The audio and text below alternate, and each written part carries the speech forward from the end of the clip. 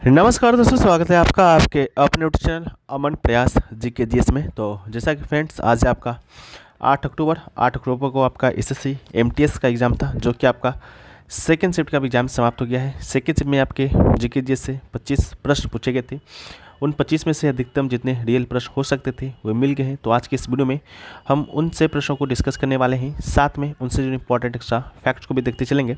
तो चलिए वीडियो को स्टार्ट कर लेते हैं फ्रेंड्स, बिना किसी देरी के। इससे पहले अगर आप चैनल पर नए हैं, चैनल को सब्सक्राइब कर लीजिएगा। सब्सक्राइब किए हुए हैं तो नोटिफिकेशन बेल कॉल पर क्लिक कीजिएगा, और इसका जो पीडीएफ है आपको टेलीग्राम चैनल पे देखने को मिलेगा, जिसका लिंक डिस्क्रिप्शन में दिया गया है। तो आप लोग जाकर वहाँ से भी ज्वाइन उसको कर लीजिएगा। तो शुरू करते हैं आज के पहले प्रश्नों से। आज का जो हमारा पहला जो प्रश्न है वो पूछा गया कि वेदों की ओर लौट चलो का नारा किसने दिया था। ठीक है, तो वेदों की ओर लौट चलो का जो नारा है स्वामी दयानंद सरस्वती जी के द्वारा है, जो कि दिया गया था।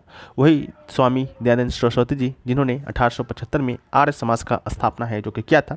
साथ में इन्होंने वेदों का भी अनुवाद किया, जैसे सत्यार्थ प्रकाश, वेद भाष्य, भूमिका और वेद भाष्य नामक 3 पुस्तकों भी इन्होंने लिखा है। साथ में दयानंद आंग्ल वैदिक यानी डीएवी स्कूल उनके दर्शन और शिक्षाओं के आधार पर भी स्थापित किए गए हैं। ठीक है, तो ये चीज़ ये है। इसके अलावा वीडियो में आगे बढ़ते हैं फ्रेंड्स, लेकिन इससे पहले बात कर लेते हैं जो भी लोग एसएससी जीडी कांस्टेबल 2025 की तैयारी कर रहे हैं या फॉर्म भर दिए हैं। फॉर्म भरने का जो आपका लास्ट डेट है 14 अक्टूबर है, उससे पहले ही आपको फॉर्म भर लेना है। आज ही एसएससी ने नोटिस जारी किया है। ठीक है, तो जो भी लोग तैयारी कर रहे हैं उनके लिए एक अच्छा खबर है। टेक्स्ट बुक जो कि पहले आपका मॉक टेस्ट और पीओक्यू है जो कि प्रोवाइड कराता था, लेकिन एसएससी जीडी कांस्टेबल के लिए 2025 के लिए आपका एक जो है बुक जो है जो कि निकाला है इन्होंने। इसमें आपको क्या मिलेगा, तो इसमें दोस्तों आपको 5000 प्लस अध्यायवार टीसीएस का पीवाईक्यूज क्वेश्चन मिलेंगे, उसका सोल्यूशन मिलेगा, उसका एक्स्ट्रा फैक्ट्स मिलेगा। इस बुक में आपको क्या क्या देखने को मिलता है, तो पहले तो आपको 5000 चैप्टर वाइज पीवाईक्यू इसमें है। साथ में आपको बता दें कि ये आपका जो पुस्तक है नवीनतम 2024 के पीवाईक्यू का समावेश है, यानी कि 2024 में जो आपका एग्जाम अभी कंडक्ट हुआ है उसका भी इसमें जो समावेश है कर दिया गया है, जो कि अभी जो पुस्तकें आपके मार्केट में होंगी उसमें आपको ये चीज़ देखने को नहीं मिलेगा।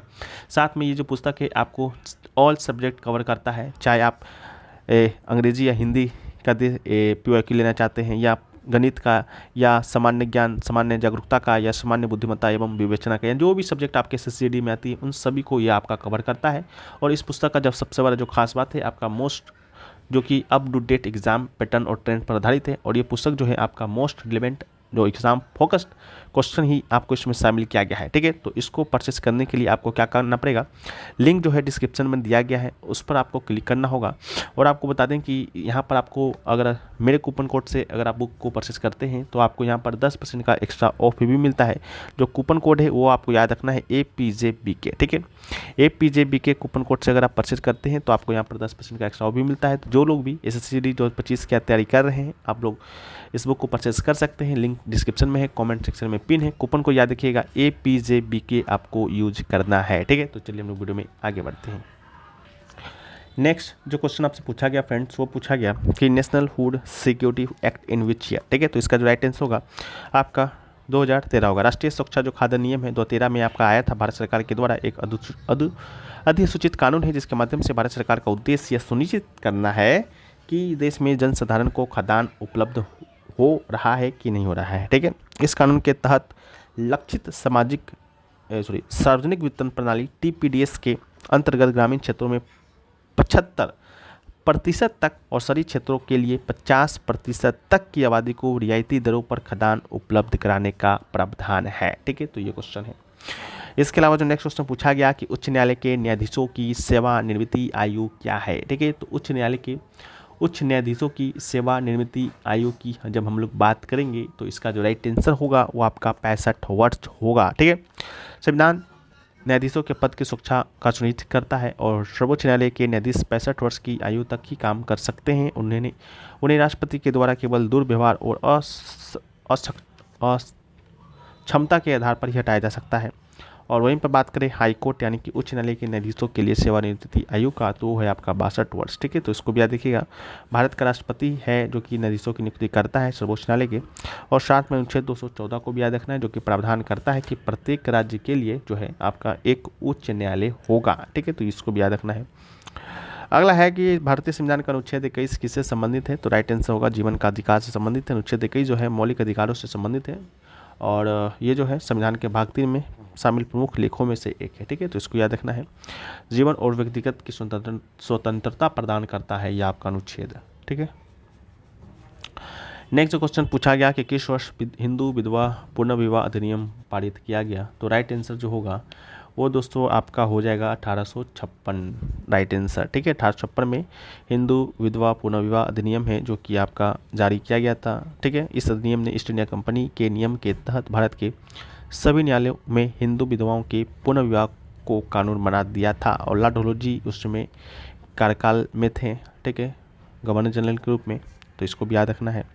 साथ में हिंदू विधवा पुनर्विवाह अधिनियम को 1829 में सती प्रथा के उन्मूलन के बाद पहला बड़ा सामाजिक सुधार कानून माना गया था, तो इसको भी याद रखना है। सती प्रथा का उन्मूलन 1829 में लॉर्ड विलियम बेंटिक के शासनकाल में होता है। ठीक है, तो इसको भी याद रखना है। इसके अलावा भारतीय समाज सुधारक ईश्वर चंद्र विद्यासागर हिंदू विधवा पुनर्विवाह अधिनियम के सबसे प्रमुख प्रचारक थे। ये भी प्रश्न आपके एग्जाम में आता है। अगला है कि भारतीय पुरुष हॉकी टीम ने अपना पहला ओलंपिक स्वर्ण पदक किस वर्ष जीता था, तो इसका राइट आंसर होगा 1928। इसी प्रकार से 4 ऑप्शन आपको दिए गए थे, 28, 56, 75, 82। ठीक है, तो 28 इसका राइट आंसर था। भारतीय हॉकी टीम ने 1928 में नीदरलैंड्स के खिलाफ एम्स्टर्डम ओलंपिक में स्वर्ण पदक जीता। जयपाल सिंह मुंडा उस समय भारतीय हॉकी टीम के कप्तान थे। एक बार पूछा गया प्रोसीजर में कि जयपाल सिंह मुंडा किस खेल से संबंधित थे, तो हॉकी उसका राइट आंसर था। और ध्यानचंद ने 1928 के ओलंपिक में सबसे ज़्यादा गोल 14 गोल है जो कि किए थे। और भारतीय की टीम ने 28, 1932, 1936, 1948, 1952, 1946 में लगातार 6 ग्रीष्मकालीन ओलंपिक और उसके बाद 2 और 64 और 80 में स्वर्ण पदक है जो कि इन्होंने हासिल किया था। नेक्स्ट आपका है कबड्डी के मैदान का लंबाई आपसे पूछा गया, तो लंबाई आपका 12.50 मीटर है, लेकिन अगर आपसे चौड़ाई पूछा जाता है तो चौड़ाई आपका 10 मीटर होता है। ठीक है, और जूनियर लड़के लड़कियों के लिए आपका 11 मीटर लंबाई होता है और 8 मीटर आपका चौड़ाई होता है। खेल का मैदान प्लेग्राउंड की बात करते हैं तो समतल और नरम होता है। यह मिट्टी खाद या बुरादे का होना चाहिए। पुरुषों के लिए आकार आपका इतना होता है, तो इसको भी याद रखना है। ये आपका कबड्डी के खेल का ही मैदान है। ठीक है, कबड्डी का कोर्ट है। ये आपका वुमेन के लिए है, ये आपका मेन के लिए है। ठीक है, तो इसको भी याद रखना है। अगला जो है कि कन्नौज के लिए त्रिपक्षीय संघर्ष किसके बीच में हुआ था, तो कन्नौज के लिए त्रिपक्षीय संघर्ष की बात करते हैं तो ये पालो, प्रतिहारों और राष्ट्रकूटों के बीच हुआ था। ठीक है, तो इसको याद रखना है। 8वीं सदी के दौरान कन्नौज पर नियंत्रण के लिए भारत ने 3 प्रमुख साम्राज्यों के नाम, जिनके नाम है पाल है, प्रतिहार, राष्ट्रकूट थे, इनके बीच आपका संघर्ष हुआ था। पालों का भारत के पूर्वी भागों पर शासन था। प्रतिहारों के नियंत्रण में पश्चिमी भारत, अवंती, जालोर का क्षेत्र था और राष्ट्रकूटों ने भारत के दक्कन क्षेत्र पर शासन किया था। इन 3 राजवंशों के बीच कन्नौज के नियंत्रण के लिए संघर्ष को भारतीय इतिहास में हम लोग त्रिपक्षीय संघर्ष के रूप में जानते हैं। कन्नौज के लिए दोनों यानी कि धर्मपाल जो कि पाल राजा था और प्रतिहार राजा जो कि वत्स राज था, एक दूसरे के खिलाफ भिड़ गए थे। प्रतिहार राजा वत्स राज विजयी हुआ, लेकिन उन्हें राष्ट्रकूट राजा ध्रुव प्रथम से हार का सामना करना पड़ा। हालांकि राष्ट्रकूट राजा दक्षिण में अपने राज्य को लौट गए और पाल राजा धर्मपाल की स्थिति का फायदा उठाते हुए कन्नौज पर कब्जा कर लिया, लेकिन कन्नौज पर उसका नियंत्रण अस्थायी था। ठीक है, इसके अलावा इस प्रकार त्रिपक्षीय संघर्ष शुरू हुआ जो 2 सदियों तक चला। इसने लंबे समय तक सभी 3 राजवंशों को कमजोर किया। इसके परिणाम स्वरूप देश का राजनीतिक विघटन हुआ। इसका लाभ मध्य पूर्वी से इस्लामी आक्रमणकारियों को हुआ। इसके अलावा कन्नौज के लिए त्रिपक्षीय संघर्ष लगभग 200 वर्षों तक चला। अंततः इसका परिणाम गुर्जर प्रतिहार शासक नागभट्ट द्वितीय के पक्ष में रहने के साथ इस युद्ध का समापन होता है और नागभट्ट द्वितीय ने कन्नौज को गुर्जर प्रतिहार साम्राज्य की राजधानी बनाया और इस साम्राज्य ने लगभग 3 सदियों तक शासन किया। नेक्स्ट क्वेश्चन है कि प्रेरणा श्रीमाली को साहित्य नाटक अकेडमी पुरस्कार किस वर्ष मिला था, तो राइट आंसर आपका 2009 होगा। प्रेरणा श्रीमाली को साहित्य अकेडमी पुरस्कार जो है कथक नृत्य के क्षेत्र में उनके योगदान के लिए 2009 में है जो कि दिया गया था। अगला है कि सिरका में बेकिंग सोडा मिलाने पर कौन सा गैस निकलता है, तो इसका राइट आंसर कार्बन डाइऑक्साइड यानी कि CO2 होगा। सिरका जिसे कि हम लोग विनेगर के नाम से भी जानते हैं, बेकिंग सोडा जिसे कि हम लोग सोडियम बाइकार्बोनेट के नाम से जानते हैं, और उन दोनों को मिलाने पर हम लोग कार्बन डाइऑक्साइड यानी कि CO2 गैस निकलता है, तो राइट आंसर था।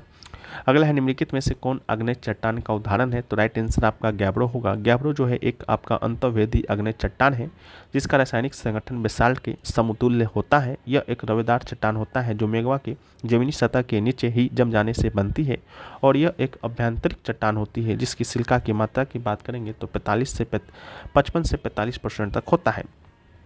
चट्टान 3 प्रकार का होता है, आग्नेय चट्टान, अवसादी चट्टान और कायांतरित चट्टान।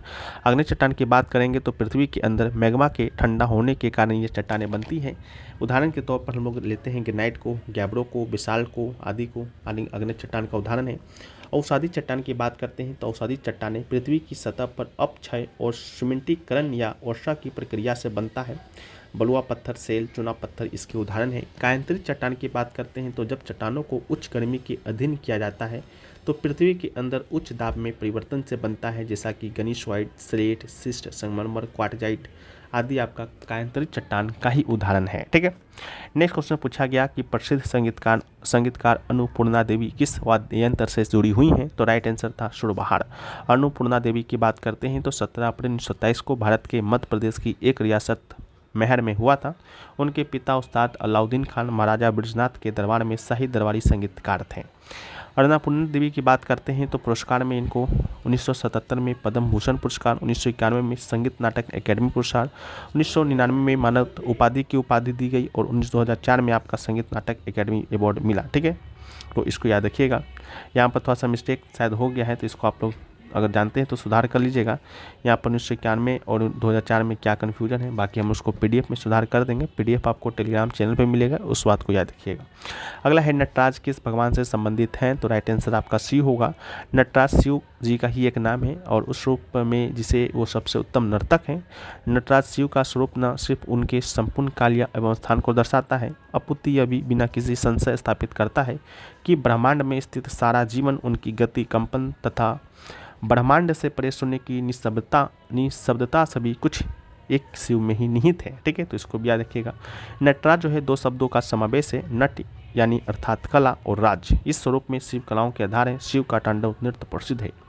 नेक्स्ट क्वेश्चन पूछा गया हु रोट द नोबेल जिंदगी नामा। जिंदगी नामा पुस्तक है जो कि किसके द्वारा लिखा गया है, तो राइट आंसर आपका कृष्णा सोबती होगा। पौराणिक हिंदी लेखक कृष्णा सोबती जो कि जिंदगी नामा के लेखक हैं, उनका निधन 25 जनवरी 2019 को हुआ था।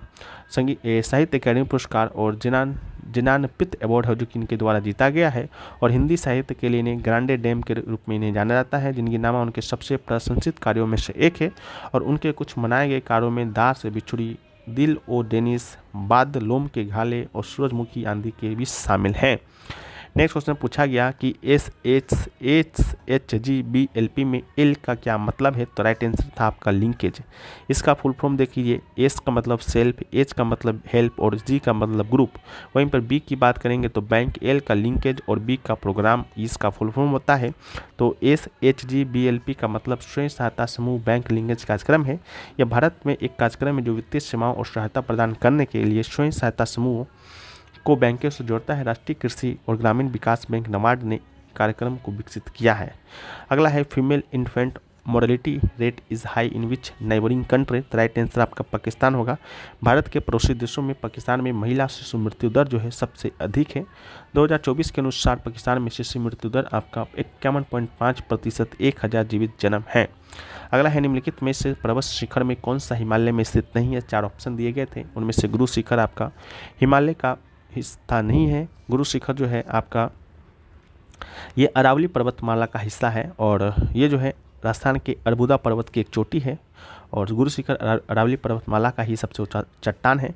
इसके अलावा हिमालय की शीर्ष चोटियाँ और मीटर की उनकी ऊंचाई में देखें, जहां से आपके प्रश्न आया था कंचनजंगा का फर्स्ट शिफ्ट ने 8598 किलोमीटर उसका ऊंचाई था।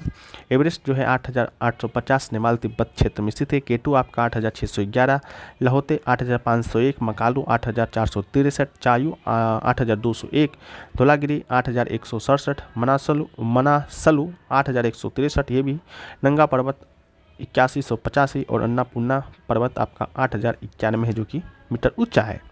अगला है ग्रेट बाथ देश में स्थित, यानी कि जो ग्रेट बाथ यानी कि मिला है किस हड़प्पन साइट से मिला है। ठीक है, यानी कि विशाल स्नानागार। तो इसका राइट आंसर आपका मोहनजोदारो होगा। मोहनजोदारो से ही आपका महान स्नानागार है जो कि मिला है। ठीक है, तो ये इसका राइट आंसर होगा। इसके अलावा मोहनजोदारो जो है पुरातात्विक स्थल है, निर्माण 2500 ईसा पूर्व में हुआ था और प्राचीन सिंधु घाटी सभ्यता की सबसे बड़ी बस्तियों में से एक है, जो कि पाकिस्तान में स्थित है। ठीक है, तो पाकिस्तान के सिंध प्रांत के जिले में स्थित है। इसे मृतकों का टीला या मृतकों का कब्र के रूप में भी इसे जाना जाता है। अगला है कि the Chithirai festival is celebrated in which state of India, तो राइट आंसर होगा तमिलनाडु। ठीक है, चितरई उत्सव हर साल अप्रैल के महीनों में तमिलनाडु के मंदुरे में मीनाक्षी मंदिर में मनाया जाता है। ये शैव धर्म और वैष्णव धर्म की एकता का प्रतीक है और यह भगवान सुंदेश्वर जो कि भगवान शिव हैं और देवी मीनाक्षी जो कि विष्णु की बहन है के विवाह का मंचन करके ऐसा करता है। इस उत्सव में भगवान विष्णु के कल जगर अवतार का जुलूस वैगई नदी में प्रवेश करता है। वो अपनी बहन की शादी भगवान सुंदरेश्वर से कराने के लिए अजगर मलाई में अपने निवास से यात्रा करते हैं। अपने निवास से अपनी बहन की शादी तक एक सुनहरे रथ पर यह यात्रा चितरई उत्सव मनाने के पीछे की किंवदंती है। ठीक है, तो इसको भी याद रखिएगा।